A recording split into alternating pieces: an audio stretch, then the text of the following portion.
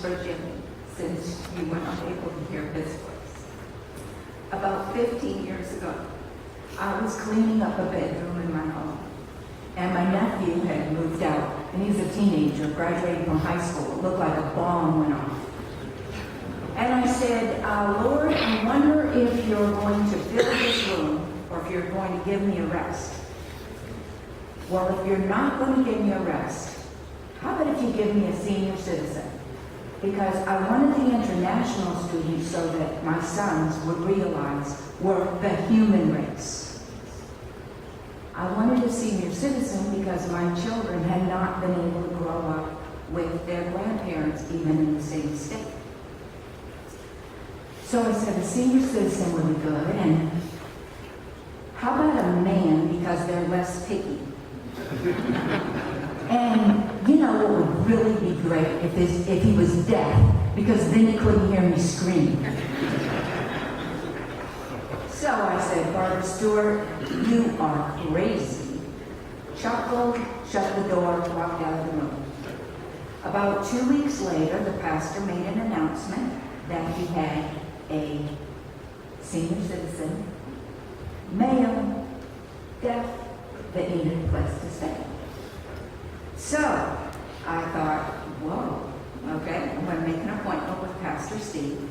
And I went in there, and I found out that there were really no other options because his mother had died, his brother Bob had a wife who was blind, so you can imagine blind and deaf in the same home.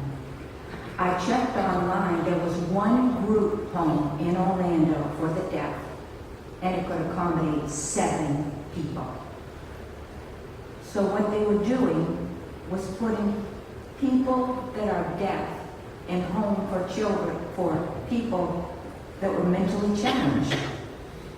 And when Jimmy got into that home, apparently he didn't like them telling him what to do. He'd tell them he was retired. They told him he was lazy. And then they pulled on Jimmy. You don't pull on a deaf person. You don't push a deaf person. They had enough of that. You know, you can't parents, you just push them out of the way. So Jimmy would give you a good kick. And you know what? He was pretty strong. And bones hurt even when bones hit you. So that group home was not going to work. So they had a brilliant idea of what they would do is put him in a nursing home. You're deaf. So they put you in a nursing home? Now how's that going to work? So Pastor Steve tried to caution me because, as he said, I knew very little sign language. I did know every letter of the alphabet. So we could communicate, though very slowly, right? And he said I did not understand the deaf culture. Okay, I said I'll give it 2 weeks. Let me give it a try. They counseled me. Let me give it 2 weeks. Well, Pastor, I'm happy to announce it lasted over 700 weeks. And we did a good run in not going to the nursing home. One of the first trips we took was on an airplane to visit my parents. My dad is a pastor. And so we got into the church, and here's this, here I appear with this deaf senior citizen man. And people were maybe a little quizzical, so they were asking Jimmy about a relationship. He went around telling people that I was his stepmother. Now, that was bad enough. But then he told them that he was my butler. And you know what? He was absolutely right. Because Jimmy was my butler.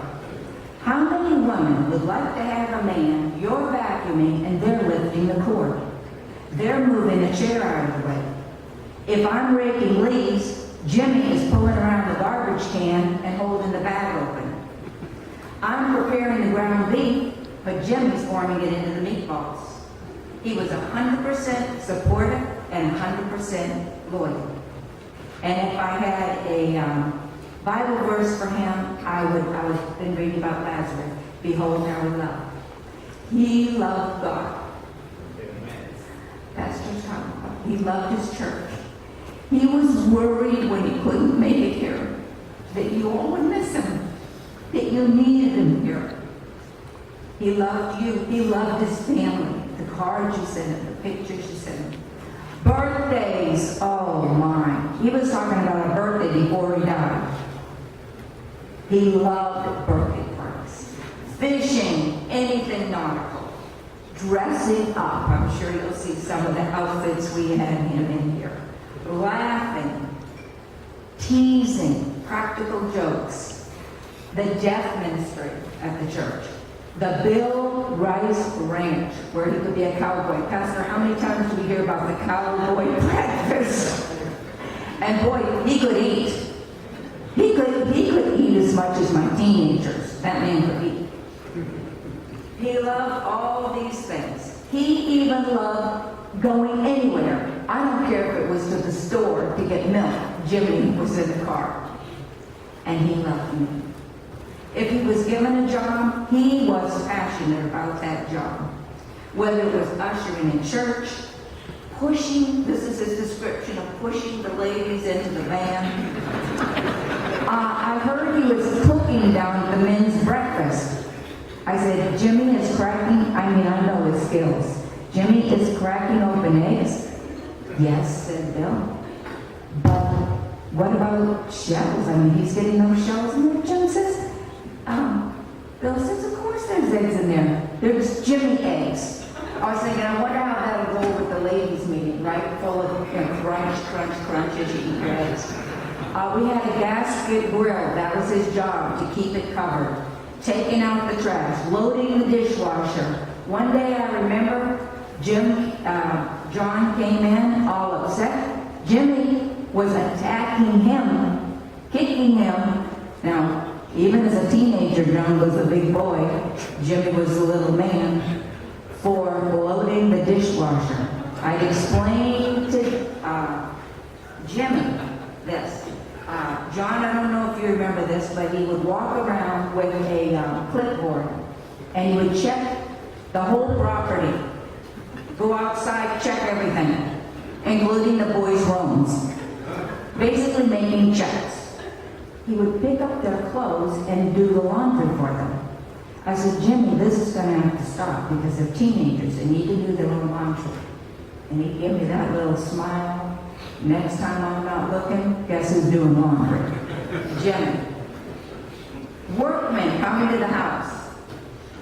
Electricians, plumbers, construction.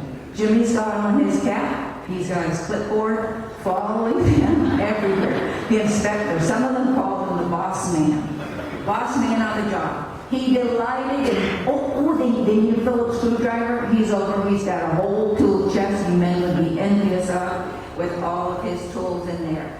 He wanted to be needed. What Jimmy didn't want was cancer. And we were really shocked. His girlfriend, she's very proud of his girlfriend, she died a day after he left Cape Cod for Thanksgiving. It was very surprising.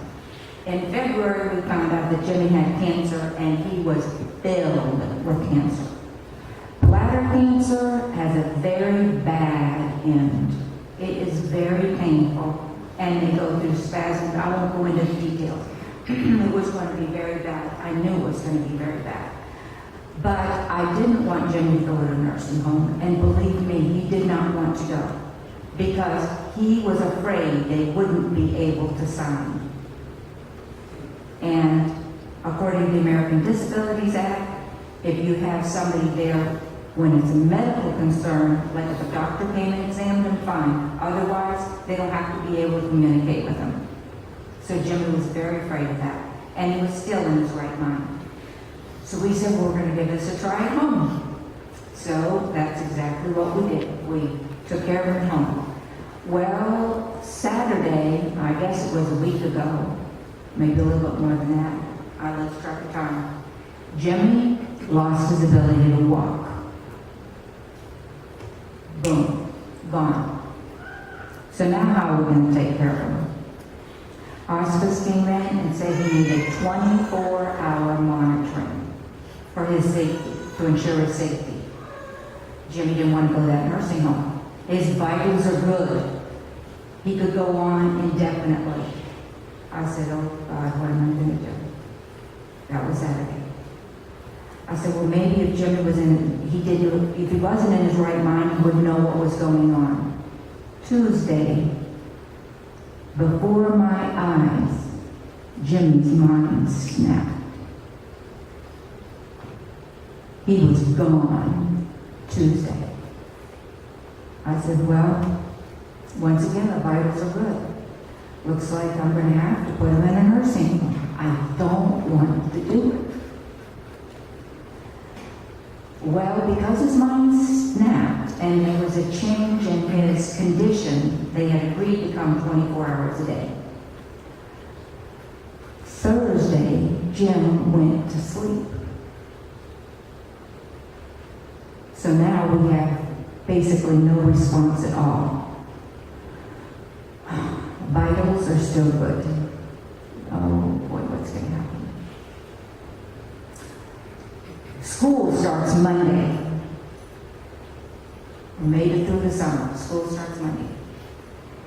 I got up for school, and the nurse told me, Jimmy's going to, I could tell his breathing changed. He's going to die today or tonight. On the first day of school. I'm the principal. Okay, but I said, you know what? 15 years, God has taken care of this. I'm going to school. It'll work out that it'll be the right time. Pastor Bob Ware always used to say, duty's never conflict. So, 7:18, and I'm leaving the house at 7:30. Come on. Just stop. No pain, no sign of anything. And by the way, that was a miracle because only one day did Jimmy have extreme pain. It was all able to be monitored. And when the doctors gave up on him during this time, God didn't give up on him. We didn't give up on him. So, he died. And I say, still got one more job.